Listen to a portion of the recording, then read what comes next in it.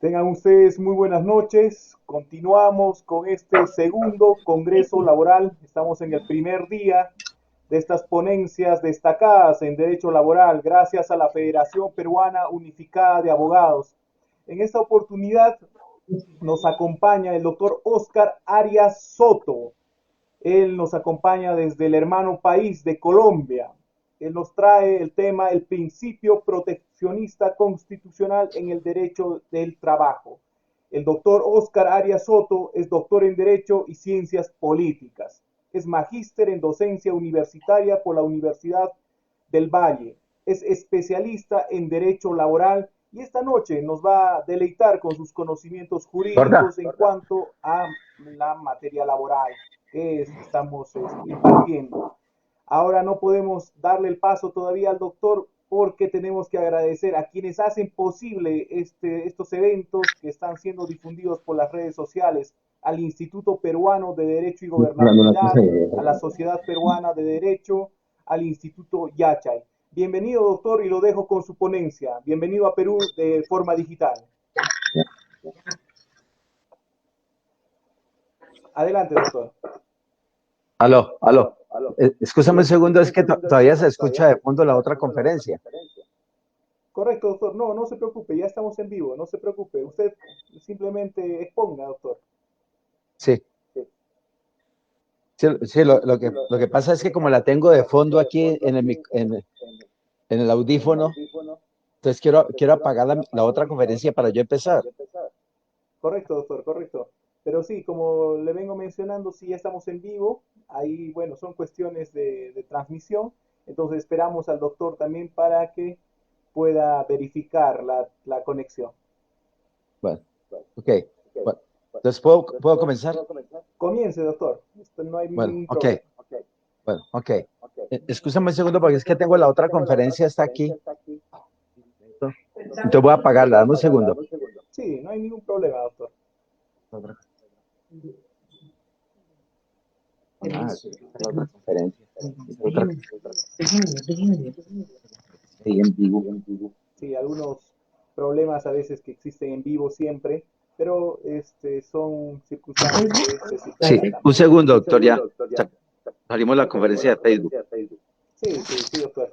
Las transmisiones que se está desarrollando por la página de la Federación Peruana Unificada de Abogados.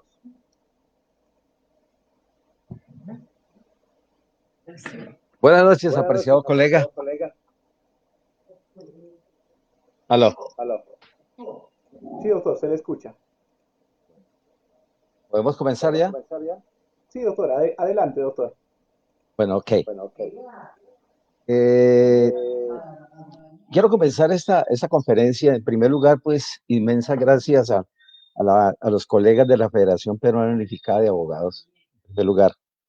En segundo lugar, al ilustre doctor Hubert Badir Ruiz, que es efectivamente quien me ha contactado con ustedes para hacer esta conferencia, esta charla muy importante.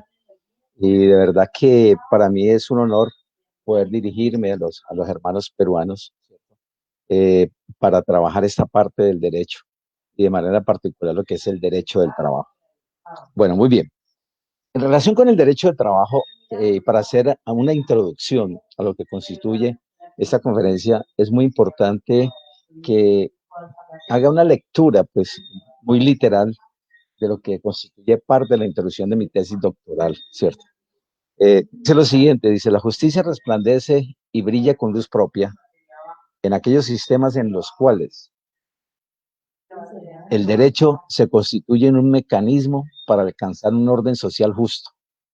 En contrario, si el derecho se constituye en un instrumento, en un fin determinador que vulnera los principios de equidad como máxima expresión de justicia, no habrá justicia social, ni democracia, ni paz. Efectivamente, ese comentario tan particular que hago a manera de introducción, en cierta forma recoge lo que es el proteccionismo del derecho del trabajo, que es lo que nos concita en esta reunión de hoy. Y efectivamente quiero comenzar haciendo un paralelo ¿cierto? Con lo que es la legislación colombiana en materia del trabajo, lo que es la Constitución de Colombia, que es la legislación peruana y lo que es la Constitución peruana, ¿cierto? Efectivamente hemos consultado los aspectos y que hemos enriquecido inclusive con la conferencia del apreciado doctor Fernando Delgado, que efectivamente estableció esos elementos de suma importancia.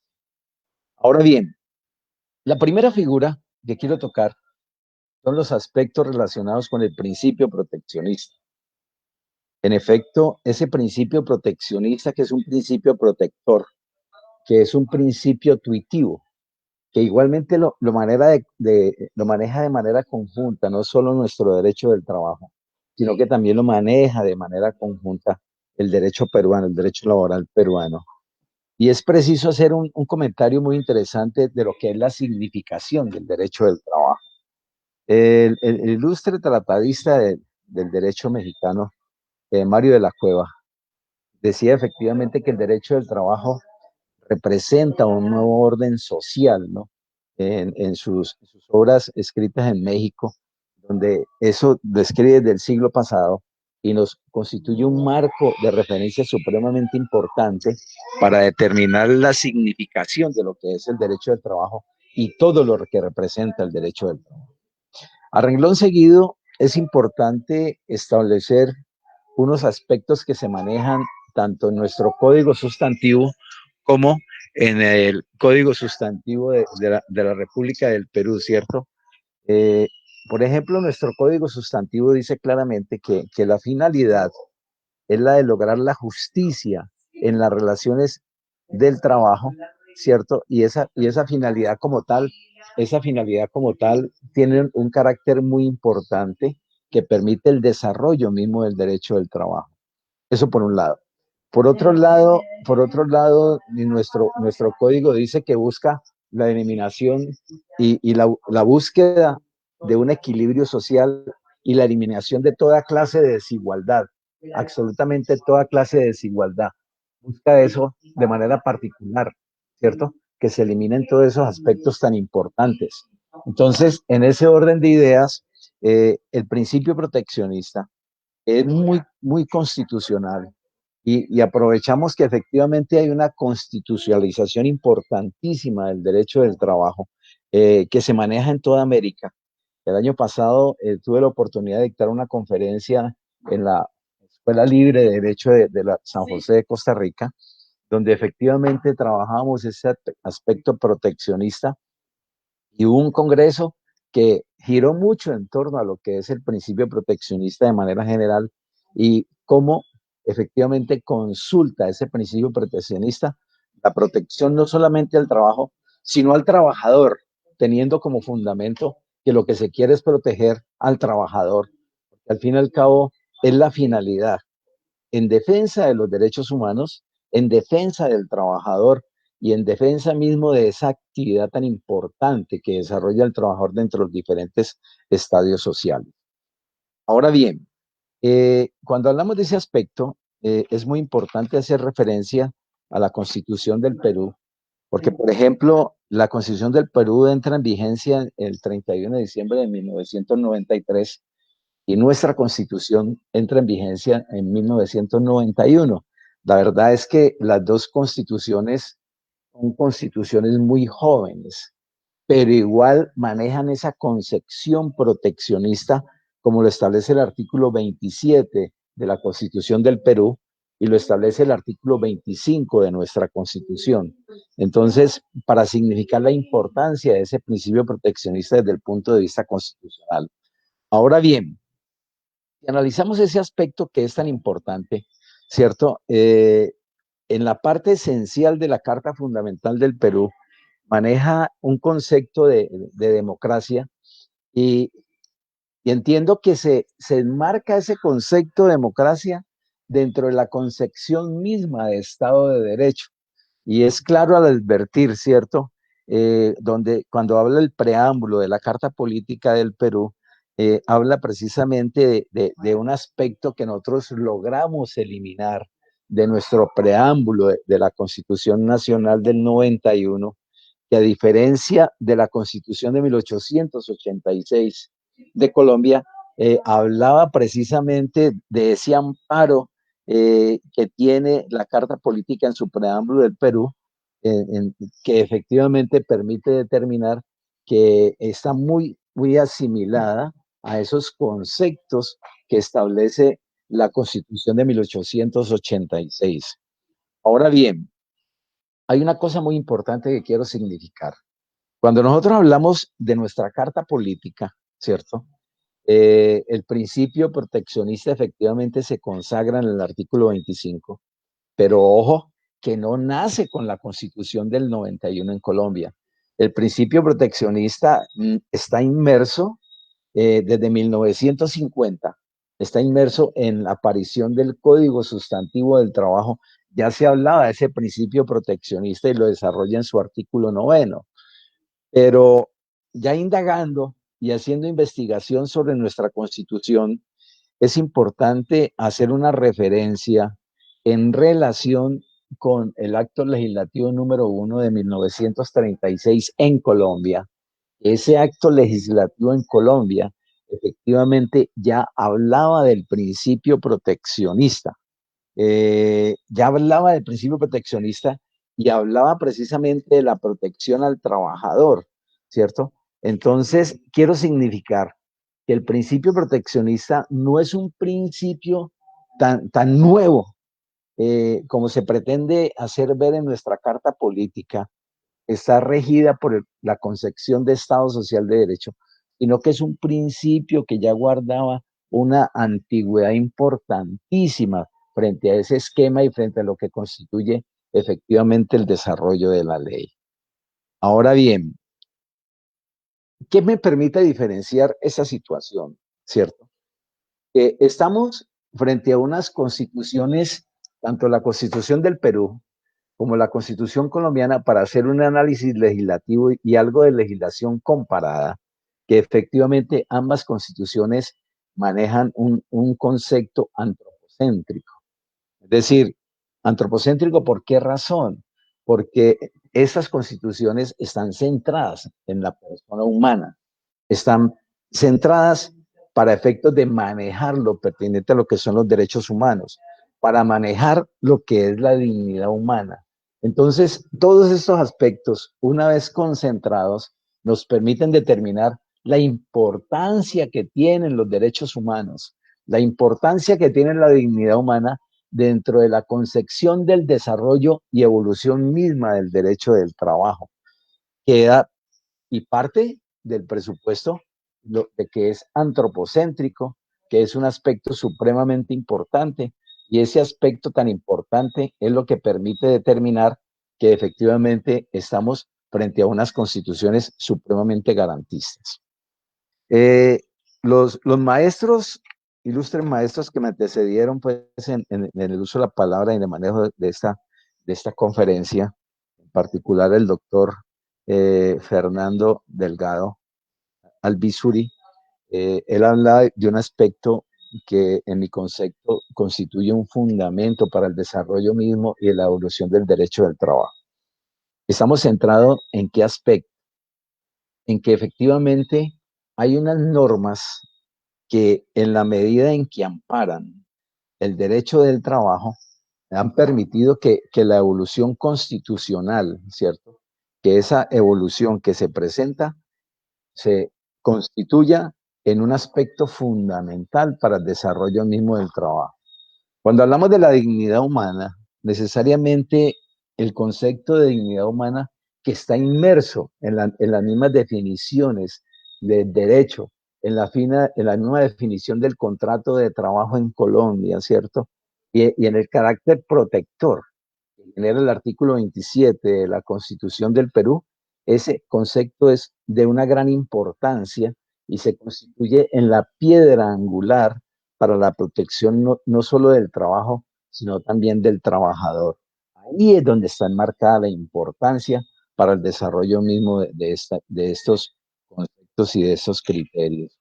Ahora bien, en el análisis de estas cartas fundamentales, hace 2 años estuve casualmente en Bolivia analizando también su constitución, me llamó mucho la atención lo que es el concepto de la evolución de la constitución y hacia quién va dirigida cuando efectivamente se está conservando es una pluralidad, en cierta forma cultural, en cierta forma étnica. Y entonces, en ese orden de ideas, empieza a desarrollar un aspecto fundamental que tiene que ver con lo que es el desarrollo del derecho del trabajo. En otro ámbito, es importante recalcar, ¿cierto?, que el principio proteccionista en el Código Sustantivo del Perú, efectivamente, en su artículo segundo, ¿cierto?, donde establece que el trabajo cumple efectivamente una función social. Estamos rescatando es que el trabajo conforme al concepto de la función social está representando el papel que ha desarrollado el hombre a través del trabajo en la evolución misma de los estados, la importancia misma de los diferentes estadios sociales. En ese orden de ideas, ¿cierto? Cuando se dice que cumple una función social, efectivamente eso tiene que generar de contera un carácter garantista para manejar la protección del trabajador. Entonces, por ejemplo, hay unas normas que aparecen en nuestro Código Sustantivo del Trabajo, que igualmente las veo consagradas en el Código Sustantivo del Perú y en la Carta Fundamental, que nos permiten establecer las siguientes precisiones. Ese principio proteccionista, efectivamente, como es un principio tuitivo, como es un principio tutor, eh, parte del desarrollo de un principio que se denomina principio de la favorabilidad, ¿cierto? Este principio de la favorabilidad está enmarcado precisamente dentro del ámbito de la aplicación de la norma más favorable al trabajador, ¿cierto? En todo caso de conflicto o contradicciones que se puedan presentar entre normas de carácter laboral, efectivamente tenemos que aplicar ese principio de la favorabilidad. Ahora bien, el principio de la favorabilidad arranca de la concepción y de la consagración de un mínimo de derechos y garantías sociales. Y ese mínimo de derechos y garantías sociales efectivamente constituye un marco de referencia importantísimo porque le da ese carácter de orden público a las normas que integra el Código Sustantivo del Trabajo y se convierte este principio en un principio rector que regula la relación que hay entre el empleador y el trabajador. Y ese principio rector efectivamente lo tenemos nosotros desarrollado en nuestra Constitución, en un artículo muy importante como es el artículo 53, que se constituye en el sumum del derecho del trabajo, porque aparece en esta norma consagrado todos los principios rectores que efectivamente favorecen al trabajador bajo todo tipo de circunstancias. Ahora bien, cuando desarrollamos ese principio rector y partimos del mínimo de derechos y garantías, efectivamente tenemos que adicionarle el concepto de garantías sociales, ¿cierto? Para retomar un poco el concepto que efectivamente establecía en su Tratado de Derecho mexicano el ilustre abogado Mario de la Cueva, cuando decía que el derecho del trabajo representa un nuevo orden social. Y en efecto es un nuevo orden social importantísimo. Entonces, en ese orden de ideas, cuando abocamos el principio proteccionista, que lo referencié anteriormente, que no aparecía en la Carta Política del 91, sino que ya venía desde mucho tiempo atrás en el Código Sustantivo del Trabajo desde 1950, cuando estamos dentro del marco de la aparición de nuestro Código Sustantivo. Pero más allá, el acto legislativo número 1 de 1936, en el artículo 17, ya hablaba del principio proteccionista. Entonces, no podemos considerar que el principio proteccionista es una innovación como tal, porque el derecho del trabajo, conforme a la relación y al concepto que significa la dignidad humana, ya venía efectivamente catalogado bajo ese principio. Nosotros tenemos, en ese orden de ideas, tenemos unos principios muy importantes que me van a permitir hacer una explicación para el desarrollo del principio proteccionista. En primer lugar, lo del principio de favorabilidad, ¿cierto? En cuanto a la aplicación de las normas laborales, la aplicabilidad de la norma más favorable y una norma importantísima que aparece en el artículo 53 de la Constitución Nacional, está relacionada con un principio que habla efectivamente de la aplicabilidad de la norma, ¿cierto? Para efectos de resolver los problemas que se puedan presentar en los conflictos laborales, que es la aplicación de los tratados o convenios internacionales, ¿cierto? Ahora, ¿de cuáles tratados o convenios? Entonces, dice la norma que siempre que haya una duda entre una norma sustantiva, de esas normas que protegen al trabajador, y en la búsqueda para la solución de los conflictos en un momento dado, si tenemos que recurrir a un tratado o convenio internacional, perfectamente podemos recurrir a ese tratado o convenio internacional, porque en él, de manera efectiva, vamos a encontrar una solución. Y los jueces de la República efectivamente están instituidos para garantizarle al trabajador, bajo todas las circunstancias, la aplicabilidad de esas normas. Si la solución al conflicto la encontramos precisamente en un tratado o convenio internacional debidamente ratificado por Colombia, es plenamente válido la aplicabilidad de ese tratado o convenio internacional y los jueces no se pueden negar a la aplicación a ese principio. Nuestro artículo 230 de la Constitución Nacional establece todos los aspectos relacionados con el principio de legalidad, ¿cierto? Y efectivamente, retomando ese concepto histórico que hay de la definición de Estado de Derecho, ¿cierto? Cuando hablamos universalmente de esa concepción que la consagran ustedes igualmente en el preámbulo de la Carta Política del Perú, encontramos de que esa aplicación, ¿cierto? Del imperativo categórico, de esa aplicación de la ley, ¿cierto? De manera fundamental como un imperativo categórico, se establece de manera general dentro de la concepción de Estado de Derecho. Pero nuestro principio, ¿cierto? Nuestro principio de legalidad, que aparece en el artículo 230 de la Carta Fundamental, efectivamente consagra de manera particular ese principio de legalidad y la aplicación del imperativo categórico de las normas, cuando efectivamente dice que los jueces en sus providencias deben estar sometidos al imperio de la ley.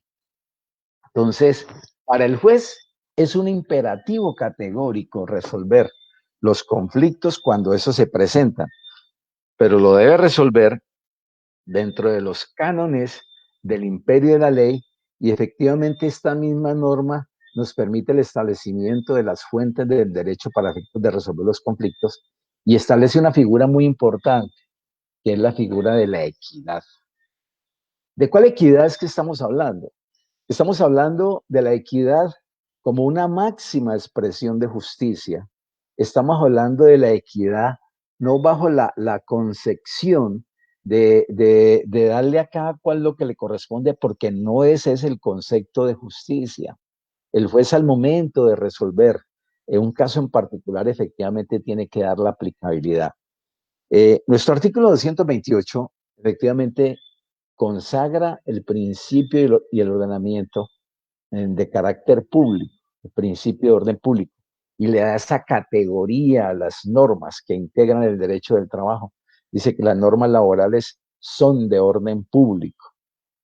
Cuando habla de esa aplicabilidad de ese principio de orden público, dándole ese carácter tuitivo o protector, ese carácter proteccionista, efectivamente ese orden público igualmente nos lleva al establecimiento de las características que tienen las normas de orden público. Cuando efectivamente establece que las normas de orden público son obligatorias, ¿cierto? Establece igualmente que son de estricto cumplimiento y establece de que las normas de orden público son irrenunciables. Para analizar estos tres aspectos, ¿cierto? Debemos dejar claramente sentados que este principio de orden público genera un carácter de protección a las normas laborales, genera un carácter de protección al mínimo de derechos y garantías sociales que tienen los trabajadores dentro de ese marco de referencia.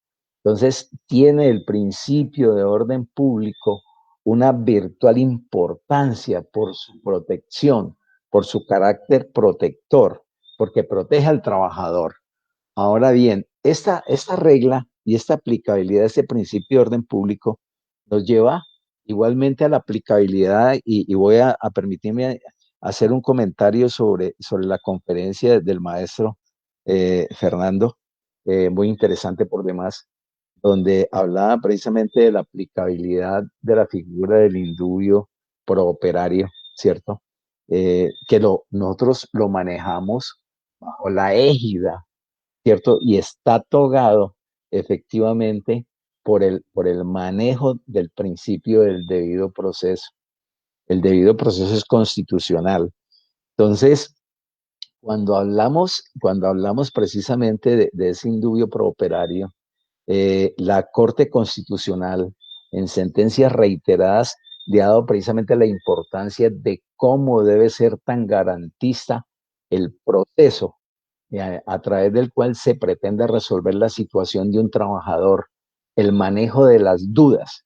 Pero más allá de eso, el artículo 115 de nuestro Código Sustantivo establece efectivamente que dentro de esas garantías procesales, que dentro de ese debido proceso que se le debe respetar al trabajador, que efectivamente para llamarlo a una diligencia de formulación de cargos y descargos debe estar asistido precisamente por dos miembros del sindicato para que estos sean garantes y tengan la calidad de testigos frente al desarrollo y desenvolvimiento mismo de las normas pertinentes con el indubio prooperario. Ahora bien, esa concepción garantista que efectivamente busca que no se tipifiquen los despidos injustos en cabeza del trabajador sin que se haga un seguimiento apropiado, sin que se haga un seguimiento que permita analizar las situaciones que rigen la relación con el trabajador. Entonces, en ese orden de ideas, cuando hablamos de la aplicabilidad de ese principio que es proteccionista igualmente, que está relacionado con la estabilidad laboral del trabajador. Busca que efectivamente no se despida el trabajador de manera unilateral sin la existencia de una justa causa. Ahora bien, dentro de ese marco de referencia, nosotros tenemos dos tipos de causales, ¿cierto? Que efectivamente las tenemos que diferenciar para efectos de preferir el despido de un trabajador. Eh, unas primera causal se denominan justas causas, ¿cierto?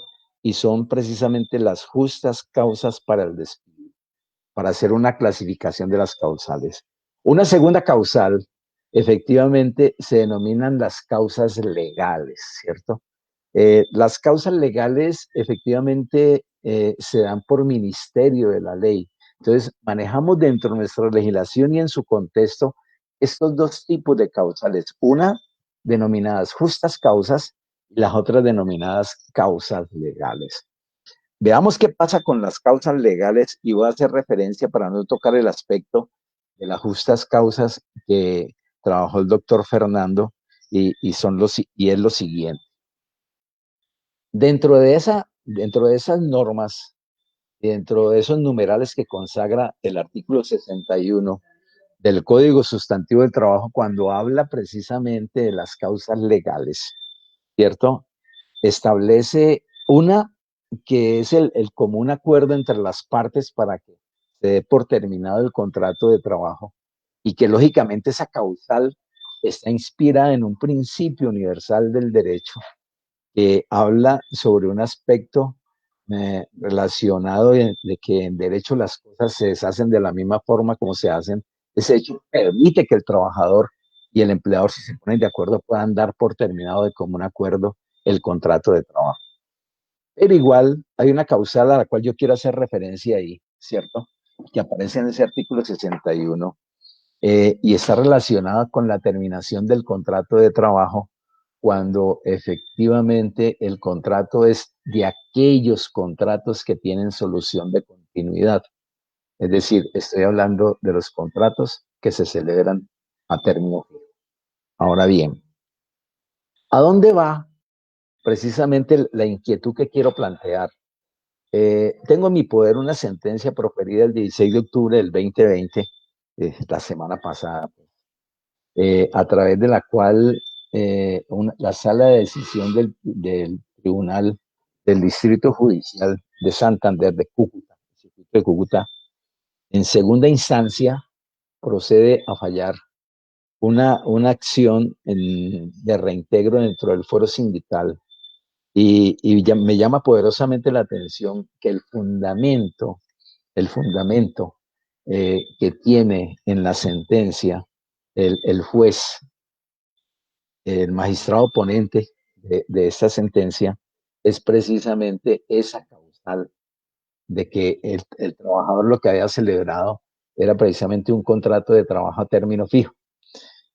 Me llama poderosamente la atención de que esa causal manejada de esa manera, ¿cierto?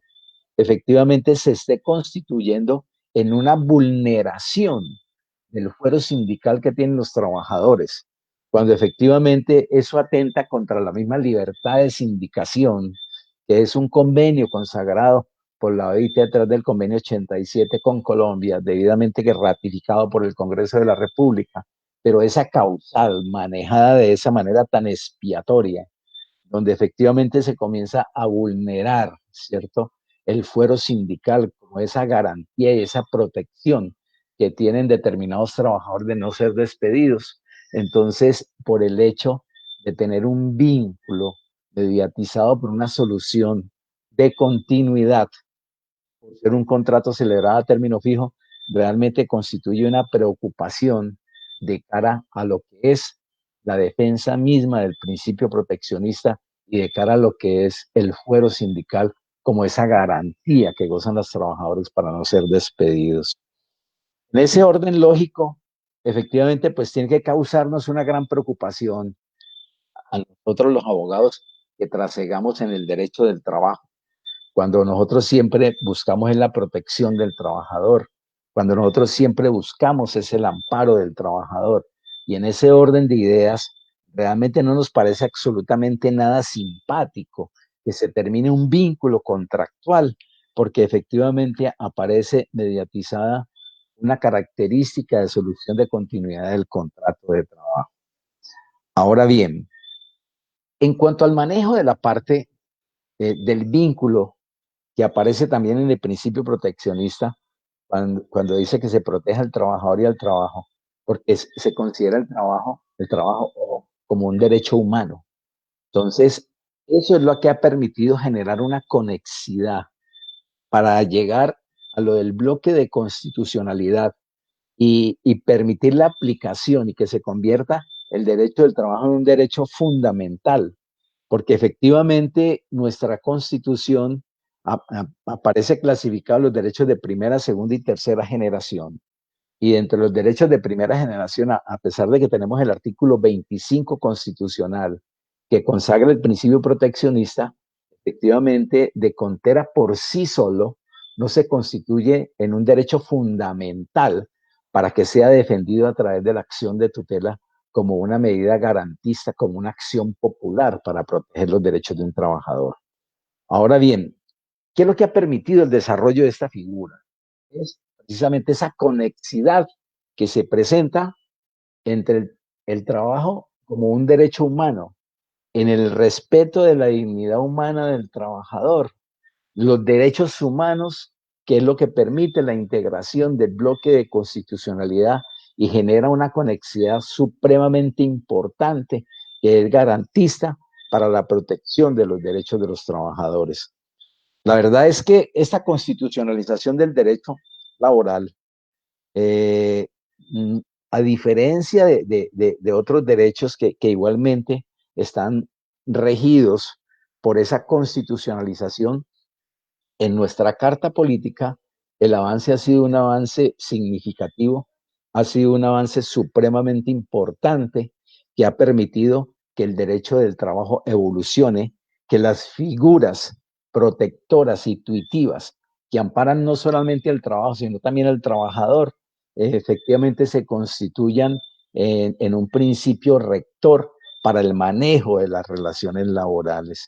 Entonces, quería traer a este diálogo de saberes tan importante, esa versión que tengo yo del principio proteccionista, después de analizar la carta política del Perú, muy interesante, por cierto, de dos constituciones muy jóvenes que de marco de referencia tienen normas muy similares frente al carácter protector del trabajo y del trabajador, que permiten que nuestro trabajo vaya evolucionando en la defensa de los trabajadores y de todos los aspectos que constituyen la relación de trabajo dentro de un equilibrio social que aspiramos a que sea un equilibrio mucho más justo y perfecto. Ya para terminar, pues quería hacer una significación muy importante, lo que efectivamente se viene presentando dentro de la pandemia en Colombia. No sé cómo se está manejando esta figura en el Perú, pero la gran verdad es que a través del estado de emergencia decretado por el gobierno nacional, eso ha servido para que el gobierno nacional comience a mejorar las condiciones de los trabajadores, ha servido para que se haga la revisión de los contratos de trabajo, si se puede manejar la figura de común acuerdo, pero ese común acuerdo entre quien tiene la sartén por el mango, para decirlo de manera gráfica, es decir, quien maneja la relación de trabajo, que es el empleador, como propietario de los medios de producción, contra el trabajador aceptando muchas situaciones de esta, a pesar de que hay una norma clara en nuestras normas sustantivas, habla precisamente de la irrenunciabilidad, los derechos laborales. Hay una norma clara que efectivamente dice que todo acuerdo, todo pacto que desconozca ese mínimo de derechos se considera como ineficaz y no produce ningún efecto jurídico. ¿Ok? Entonces, quería cerrar mi intervención con este comentario final. Muchas gracias, estimado doctor Oscar. Un gusto tenerlo, bueno, de forma virtual en el Perú, en especial en Cusco, la ciudad imperial, sede de la Federación Peruana Unificada de Abogados. Agradecer la participación de todos los asistentes, ¿no? Han sido en total 5 ponencias el día de hoy que han estado avaladas por el Instituto Peruano de Derecho y Gobernabilidad, por la Sociedad Peruana de Derecho, el Instituto Yachay, que siempre hacen posible este tipo de circunstancias académicas. Nuevamente, doctor, reciba el agradecimiento y del mismo modo se le va a enviar la felicitación correspondiente, el certificado como expositor de lo que es esta participación en el segundo Congreso Laboral, un evento que es nuevo, que se está consolidando desde el anterior año, porque sabemos que existe todavía varias falencias o varias vicisitudes que tiene el derecho laboral, y es así que convocamos a todos los especialistas en materia laboral, doctor.